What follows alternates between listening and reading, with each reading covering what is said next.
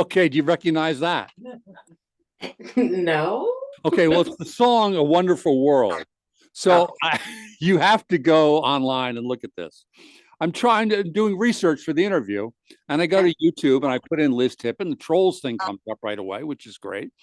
Then, like the third one down, it's something for the Tippet Arts Center, and Oh. it's this, and it's so not you.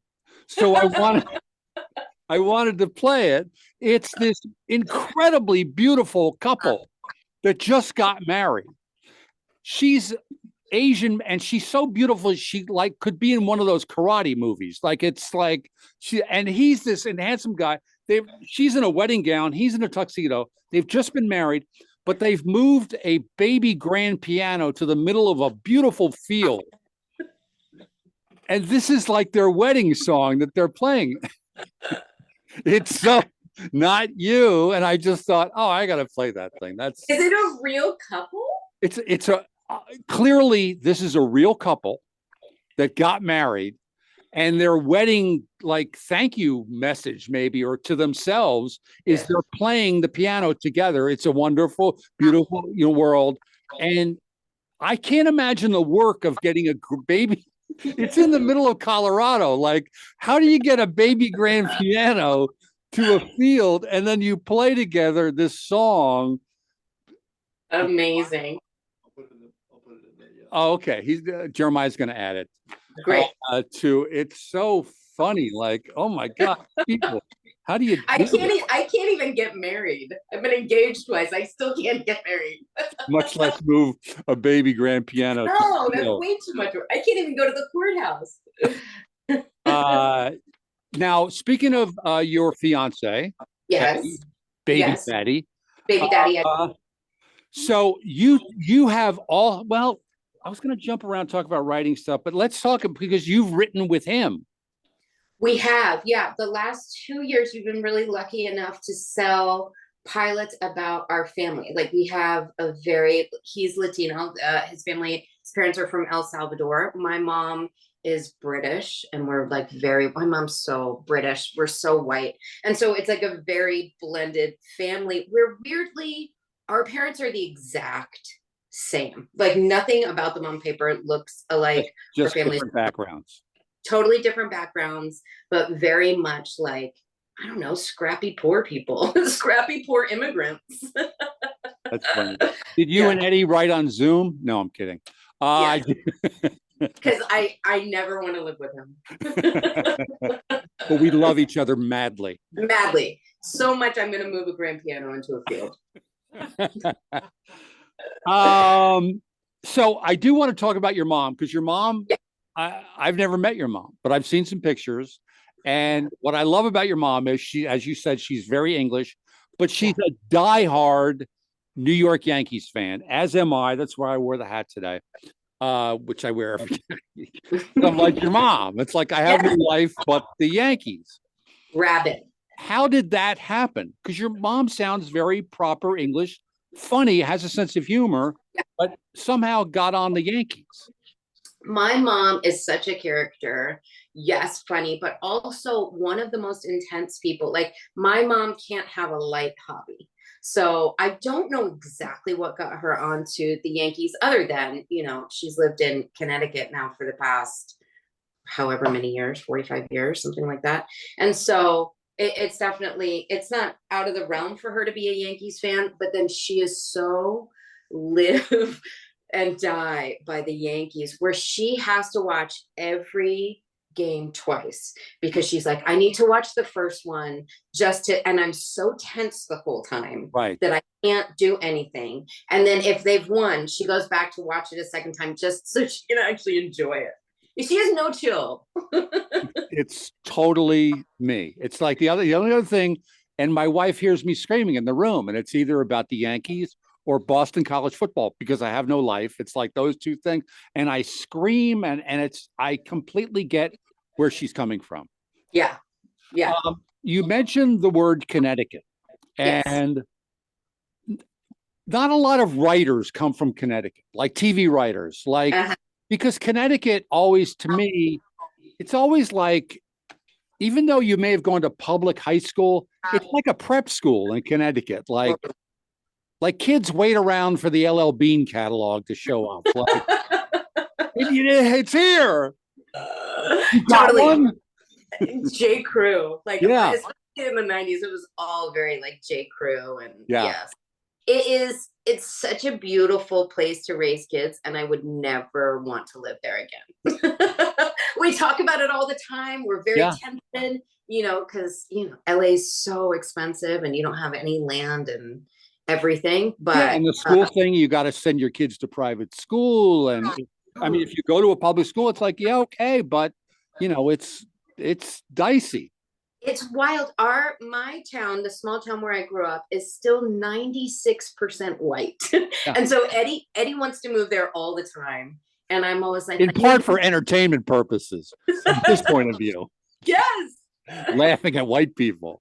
I mean, but even like we were at a funeral in the OC the other day, and he's looking around the room. He's like, there's 3 non-white people here. I was like, this is what Connecticut is. You would hate it. Yes. Yeah, I remember we had, this is way back, we had a housekeeper who got married in the city of Firestone, which is all Latino. And we went to the wedding. And I remember a guy, and I was on Parker Lewis at the time, and this kid comes and he goes, hey, man, are you on Parker Lewis?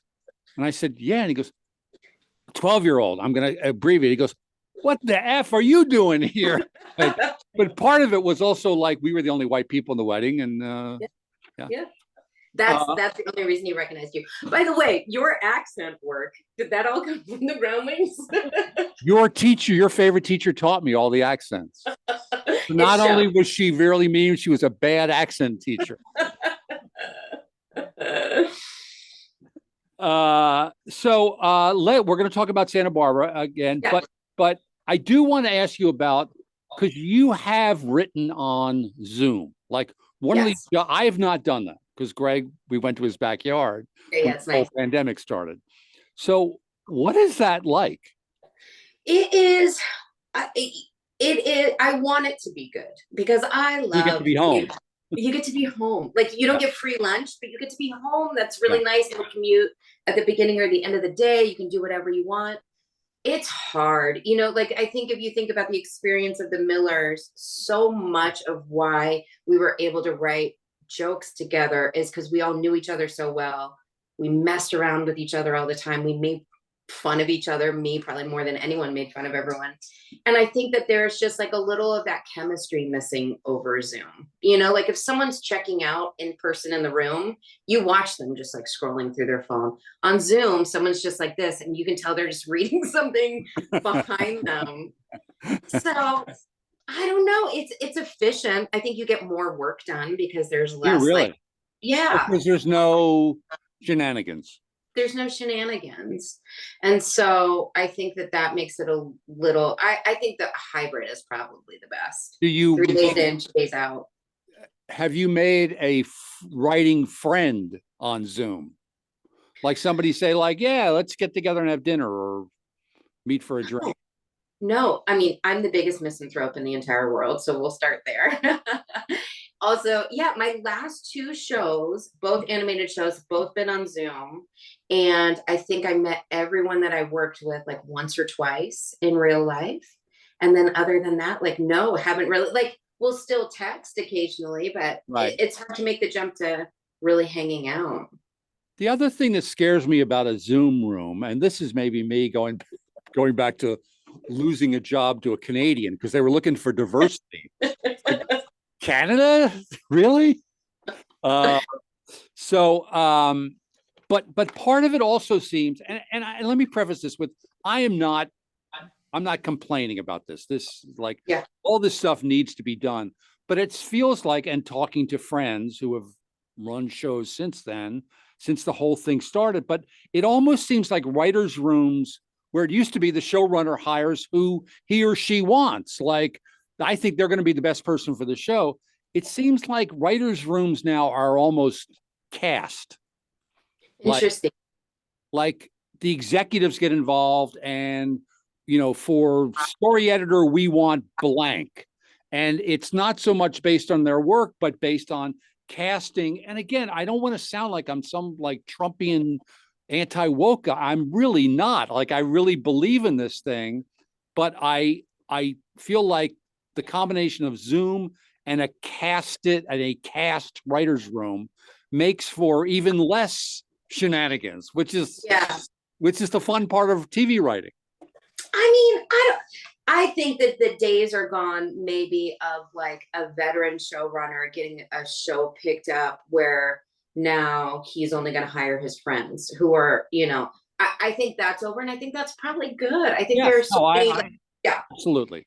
I think that I have been definitely working in rooms where it is the showrunner doesn't know everyone, has not worked with everyone before in a good way, or has like maybe a group of like 3 or 4 core people that they've worked with, and everyone else is like kind of new, or like, that it's more of a wild card thing. And that's rough to me. That's rough to me. That makes it harder. I understand you want to get new people in, you want to mix it up and all that, but to have that many people you've never worked with and Zoom, to me, that's like, wow. Or maybe Zoom makes it easier because you can. I don't know. I think that people inherently aren't as much themselves over Zoom. Also, you can see yourself the whole time. That's terrible. Right. Like it definitely makes you more self-conscious, or you miss out on all the conversations, for me, over like food anywhere. I was always leaving the room to go find food. What did you have for lunch? I had peanut butter and jelly. Onion rings. Yeah. Okay, we're going to take another break. We're going to take break 3, and then we're going to talk about Santa Barbara. And you'll hear a song, Santa Barbara song. That's a little tease that I came up with. I'm talking to Liz Tippet, the author of Trolls World Tour that's coming out in November. And you're listening to It's Radio with TV's Tim Stack. Yeah.